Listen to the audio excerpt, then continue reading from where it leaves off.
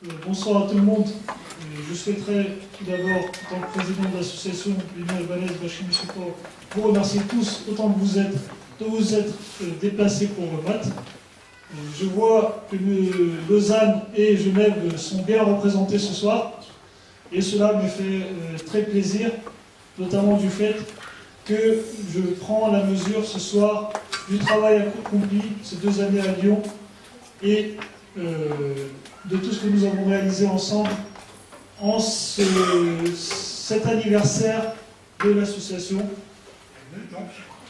Mesdames, Messieurs, nous sommes heureux de vous accueillir pour écouter Mathieu Aref, venu spécialement de Paris pour nous faire partager des connaissances nouvelles, jugées explosives par certains, sur les origines des Albanais de leur langue.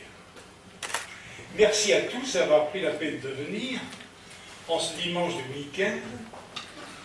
L'honneur m'est échu de vous présenter ces grands chercheurs indépendants dans un petit texte que j'ai intitulé « Mathieu Aref ou la mémoire albanaise retrouvée ». Mathieu Aref ou la mémoire albanaise retrouvée. La personnalité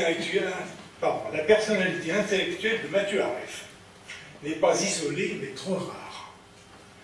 Albanais du math par ses parents, il naît en Égypte en 1938 et doit son nom d'Aref à une erreur du scribe égyptien, car c'est le prénom de son père, dont le patronyme est Kanamiti. Il effectue ses humanités en Égypte dans des établissements français, dont la Mission française, patronnée par l'Académie de Lyon, puis passe son diplôme d'architecte. C'est donc un Albanais égyptien, baigné dans le cosmos français, marié en France, où sont nés ses 4 enfants, finalement naturalisé français en 1975. Pour parachever le tout, il a fraîchement soutenu une thèse de doctorat en janvier 2012. C'est donc un cosmopolite, un citoyen du monde, parlant bien sûr l'albanais, l'arabe, mais aussi l'italien et l'anglais, qui va nous entretenir des insaisissables pédages. Il nous fait l'honneur d'écrire tout naturellement ses livres en français, langue dont on ne dira jamais assez qu'elle est un phare planétaire sur l'horizon de la démocratie. C'est ainsi que Mathieu Aref, pourvu du profil idéal, s'est investi de la mission scientifique de reconstruire une mémoire, celle d'un peuple tout entier, à travers sa langue. Restituer leurs origines, si lointaines qu'elles se perdent dans la nuit des temps. Restituer une antériorité de langage et de civilisation. Sur la plupart des langues européennes, continue de stupéfier. Aussi, n'est-il pas étonnant qu'après plus de 150 ans, il reprenne le flambeau généreux de la Renaissance albanaise, Rininja, connue par la Ligue de Prizren dans les années 1870 et à laquelle participa son grand-père.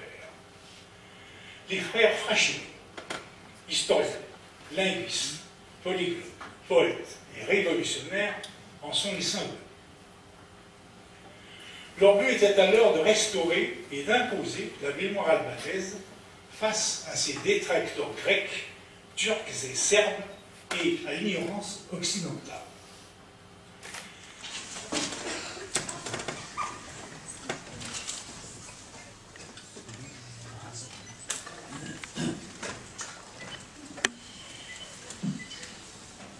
Bonjour à tous et merci d'être venus, surtout qu'il y en a qui viennent de très loin,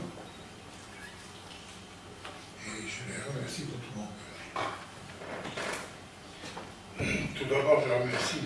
Gilbert Garde qui a fait un remarquable discours sur mes livres et ma personne. Et je le remercie infiniment.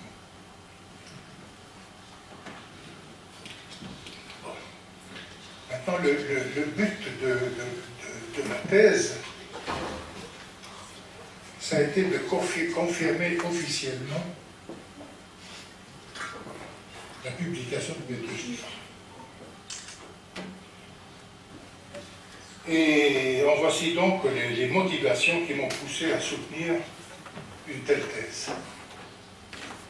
Pourquoi avoir effectué des études et recherches sur les pélages et avoir sollicité une thèse en doctorat? Pendant plus de 40 ans, je me suis intéressé à ces antiques pélages.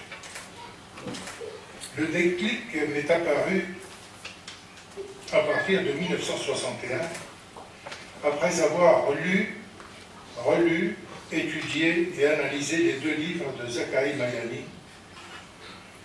Il a écrit 2 livres, Les Étrusques commencent à parler, édité en 1961, et Fin du mystère étrusque, édité en 1970. D'aucuns, à cette époque, ont considéré ces 2 ouvrages comme des écrits iconoclastes, contraires au communément admis, et l'auteur a été pris pour un farfelu.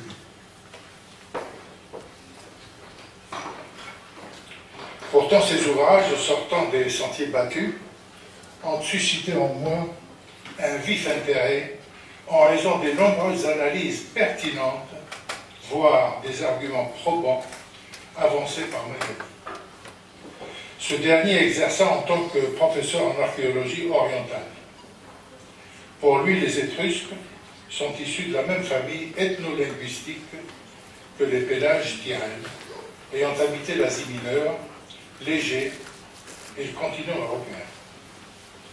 Cette vision de l'histoire préhellénique rejoint la tradition des auteurs grecs des époques archaïques et classiques, c'est-à-dire du 6e au 3e siècle avant Jésus-Christ. Dans une telle thèse, fallait-il être prudent et éviter d'aborder franchement des aspects sensibles, controversés, polémiques, voire litigieux, au risque de trahir sa pensée, de sombrer dans une sorte de subjectivité latente ou de complaisance servile?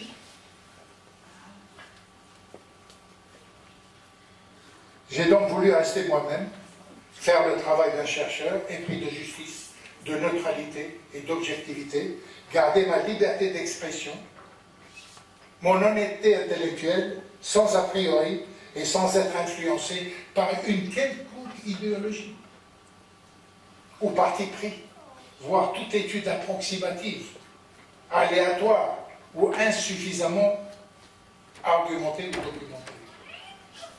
Je ne me suis pas laissé influencer par tout ce qui a été écrit. Sinon, ça aurait dénaturé le fond même de mes recherches. Enfin, cette étude sur les pélages contribuera à une meilleure compréhension de l'histoire préhellénique et archaïque de la Grèce et à réhabiliter ce vieux et grand peuple à l'origine de notre civilisation occidentale. Cela aura le mérite d'ouvrir le débat sur la question des origines de la civilisation de la culture grecque. Je conclus par cette célèbre réflexion de Karl Gottfried Müller, extraite de ses Prolégomènes publiés en 1825, bien que je ne sois pas toujours d'accord avec lui sur d'autres plans. Il disait « Plus l'intelligence pénétrera dans l'histoire de la Grèce, plus l'attention se reportera sur l'élément pélagique sacrifié jusqu'ici. » Merci.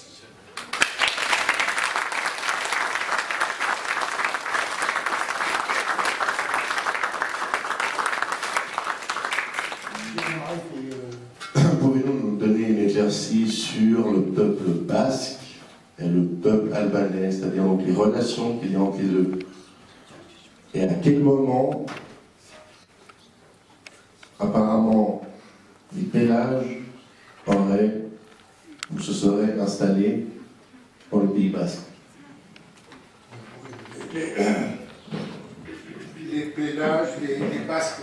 Non, il faut simplement comprendre que quand un peuple émigre, il trimballe avec lui des légendes, une langue, des traditions. Il les trimballe avec lui. La langue, petit à petit, il confectionne une autre langue. Sa langue dégénère. Au départ, elle était pélagique. Petit à petit, bon, bah, ça a dégénéré parce qu'il ne vit pas dans son milieu réel. Les Basques ont des traditions de la polyphonie, comme en Albanie. Les seuls peuples qui ont de la polyphonie en Europe, c'est 3 peuples, et les 3 peuples sont identiques. Ce sont les Basques, les Albanais et les Corses. Les Corses, la Corse était occupée par les Étrusques. C'était une île étrusque. Bon. J'ai déchiffré 86 mots basques d'après les Albanais. C'est pas rien. Mais c'est pas toute la langue, parce que la langue, elle a dégénéré. Ce sont les vocables les plus anciens qui sont restés, qui ont résisté. Il y a des mots qui restent, qui résistent. On ne sait pas pourquoi, mais ils résistent. Donc, quand on prend ces mots-là, quand on les voit, on dit, ah oui, effectivement, c'est intéressant, ça ressemble bien, et tout. Bon. Mais il ne faut pas non plus, comme beaucoup d'Albanais le font, dire, ah, les Basques, c'est des Albanais. Mais non, ça n'a rien d'albanais, ça. Il ne faut pas tout mélanger. Moi, je lis certains qui écrivent, ah oui, mais les germaniques, la langue germanique, c'est de l'albanais. Non, il faut rester sur terre. Donc, cette langue basque-là, elle a dégénéré. Parce que le fils Pélade, il allait de l'Atlantique à la mer Noire. Les Basques sont restés là parce que c'était les Ibères. Les Ibères, ils ne parlent. Ils parlent. Ils parlent sur une gare. Les Pelasmes. Ils Ibères. C'était les ancêtres des Basques. Mais voilà, quand on veut prouver, il faut apporter des arguments, il faut éclairer. Moi, je n'arrête pas d'éclairer. Hein, d'éclairer l'histoire, d'éclairer la linguistique, pour essayer de comprendre quelque chose, parce que quand on n'est pas spécialiste, on n'est pas pareil. Donc, pensez-vous qu'un jour, il y aura dans les manuels scolaires, surtout par rapport à l'histoire, la vérité? Oui, un jour, oui. Il y a un Albanais qui m'a dit un jour, il m'a dit, Monsieur Aref, après votre mort, vous serez compris. Et on sait quoi faire alors? Alors donc, comme je vais mourir bientôt, alors ça sera pour moi toujours.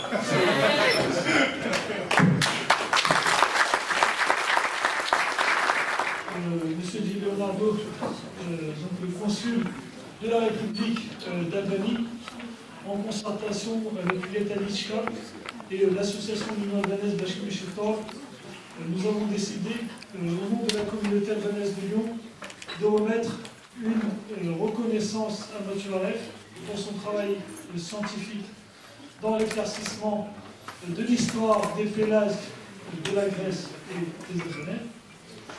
Et en tant qu'association, nous avons aussi décidé que Mathieu Aref méritait les titres de membre honorifique de l'association de l'Union albanaise Bashkim-Shetor.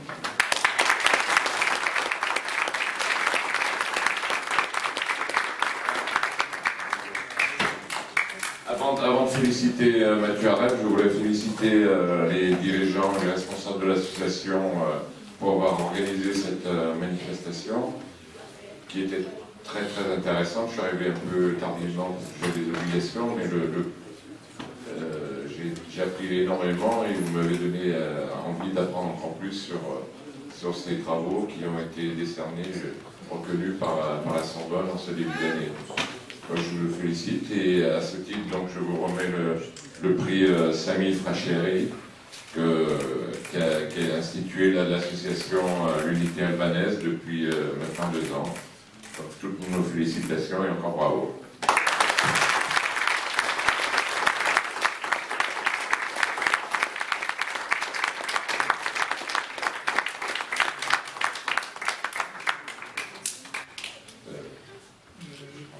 Je voulais annoncer aussi au début souhaitions aussi remettre une reconnaissance à M. Gilbert Gard, historien d'art du CNRS, qui a beaucoup fait pour l'Albanie, qui fait aujourd'hui encore beaucoup pour l'Albanie et le Kosovo et les Albanais en général, puisqu'il est en train actuellement d'écrire un livre sur le patrimoine culturel du Kosovo. Nous y contribuons autant que nous pouvons avec Gilbert. Et pas de titre de membre honorifique, puisque Gilbert Gard, comme vous le savez, est le directeur de la culture de l'association.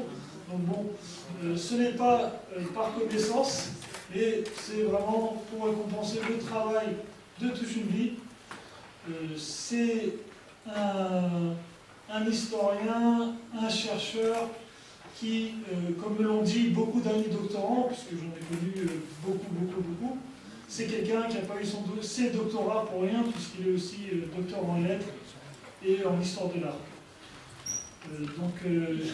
Bien me rejoindre, Gilbert.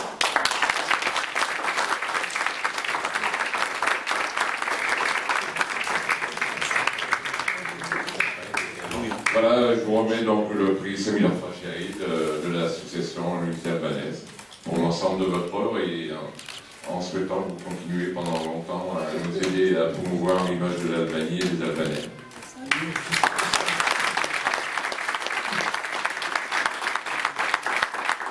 Je suis très sensible au fait que ça soit le prix Semir Facheri, parce que j'ai une révérence particulière, c'est pour une Facheri.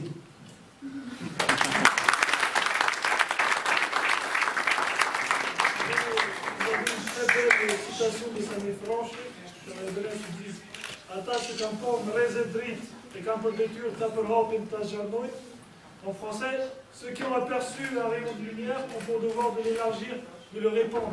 Et c'est vraiment ce que font Gilbert.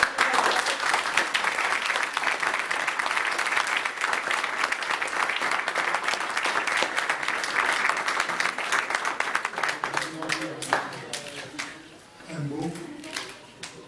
Je félicite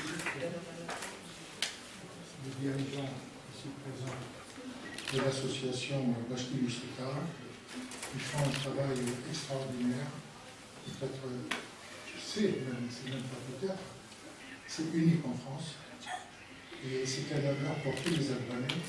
Et je suis fier d'être ici aujourd'hui. Merci beaucoup.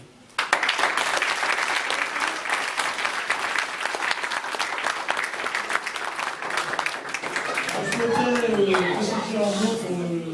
Gilles Leonardo. Le consul honoraire de la République d'Albanie a beaucoup fait depuis 2 ans maintenant à Lyon pour dynamiser l'activité. Donc, mis à part l'association Bashki-Mishipor, il y a aussi beaucoup d'activités de la part de l'ambassade d'Albanie et notamment de M. Gilles Leonardo qui a organisé le festival, qui a participé à l'organisation du festival Printemps d'Europe à Lyon. Leonardo,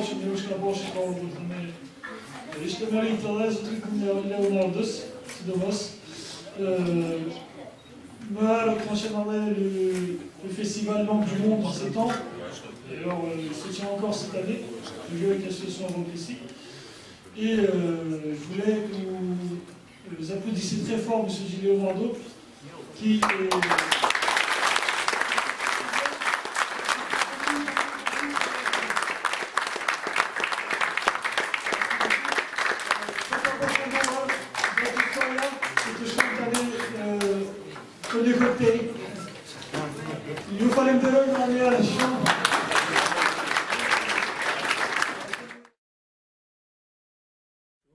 Vous êtes historien, chercheur, écrivain, photographe, membre également de l'association Bashki-Mishipor. Pouvez-vous nous dire ce que vous avez pensé de cette journée, de cet événement? Eh bien, écoutez, c'était assez réjouissant. On a appris beaucoup de choses. Monsieur Aref avait bien travaillé. Il a fait des choses qui étaient inédites, si on peut dire, dans tous les sens du terme. Donc c'était une bonne occasion de se renseigner, d'apprendre des choses sur l'Albanie, du côté à la fois littéraire, du côté linguistique et surtout du côté politique aussi. Monsieur Denis Di Leonardo, vous êtes consul honoraire d'Albanie à Lyon. Que pouvez-vous nous dire sur cette conférence d'aujourd'hui? Je suis d'abord très satisfait que l'association l'Unité albanaise ait organisé une telle manifestation. Le but est de promouvoir pour moi la culture albanaise et l'origine de cette culture. Je suis très satisfait de voir qu'il y avait plus d'une centaine de personnes un dimanche après-midi pour une conférence très érudite sur un sujet quand même très particulier. Et je félicite tout le monde pour cette manifestation. En tant que consul honoraire, quelle est l'image que vous avez des liens entre la communauté albanaise de Lyon et le reste de la communauté et le fait de justement tenter de partager cette culture? C'est justement l'une de mes fonctions principales, c'est essayer de promouvoir la culture albanaise au sein de la culture lyonnaise en général et française en partie plus également. Donc mon but, c'est de faire en sorte que tout ce qui est fait par les Albanais, que ce soit dans la littérature, le théâtre, comme la semaine dernière avec la pièce qui était donnée à Lyon, ou la danse, etc. C'est de créer des événements par lesquels on fait connaître cette culture.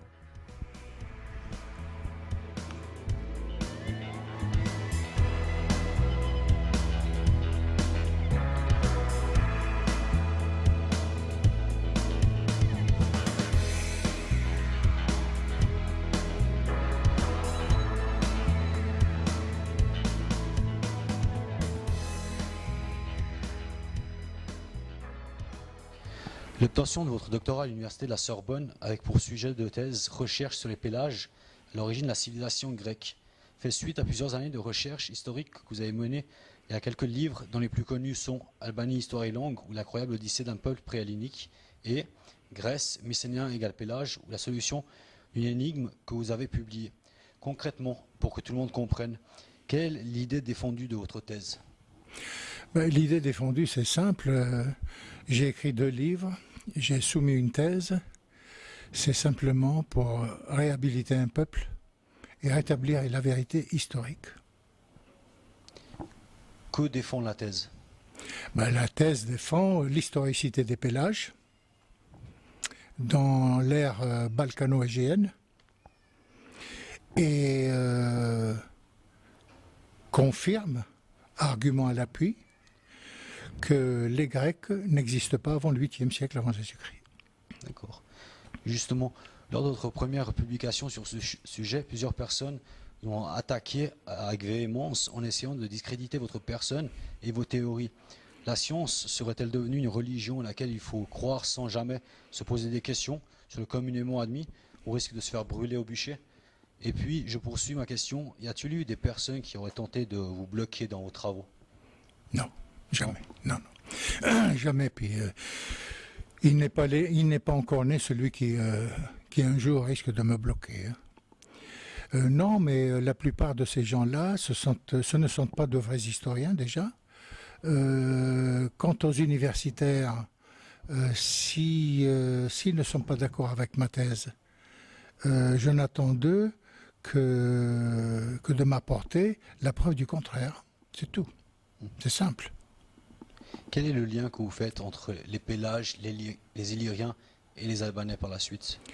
De toute façon, le nom des Pélages est un nom générique qui englobe pas seulement les Illyriens, mais les Thraces, les Phrygiens, les Troyens, les Dardaniens, les Gètes, les Daces.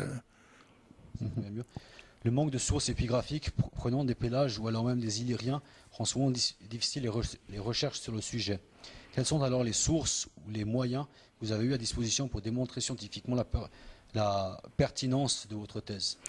C'est ce que j'ai dit dans mon discours tout à l'heure. Donc mes sources sont variées et elles reposent surtout sur les affirmations des auteurs antiques grecs. La civilisation des Pélages avait donc une langue, une culture et des traditions qui leur étaient propres. Possédait-il un alphabet et en reste-t-il des traces? Ah oui, justement. Depuis toujours, on a considéré l'alphabet grec comme un alphabet phénicien. Hérodote dit que c'est Cadmos qui l'a fait entrer en Grèce. Mais Diodore de Sicile dit que l'alphabet était pélagique. Et ce sont les Phéniciens qui l'ont pris au pélage pour l'introduire ensuite en Grèce. Avant-dernière question. Quelle est la part du vieux fond pélagique et de sa lexicologie dans la langue albanaise d'aujourd'hui? Ah ben, y a beaucoup de mots anciens qu'on retrouve surtout dans le dialecte du Nord. Ce sont... comment? Du geg. Du geg, absolument, oui, oui. Et d'ailleurs, le geg ressemble curieusement à l'Ionien. Hérodote disait que les Ioniens étaient des Pélages avant de devenir des Grecs. Pour conclure, quel est votre sentiment général de cette journée, de l'attention qui vous a été accordée? C'est fantastique, hein, parce que c'est l'une des premières fois où j'ai une assemblée aussi nombreuse d'Albanais, non seulement de Lyon, mais qui viennent de Suisse ou d'ailleurs. Et puis c'est grâce quand même à l'association Bashkim et Shtiptar qui a fait un travail remarquable. Je vous remercie beaucoup. Je vous en prie. Merci. En tout cas, je remercie tout le monde d'être venu. Surtout ceux qui viennent de loin, parce que quand même, il y en a qui ont fait de la route. Fallait venir là-dessus.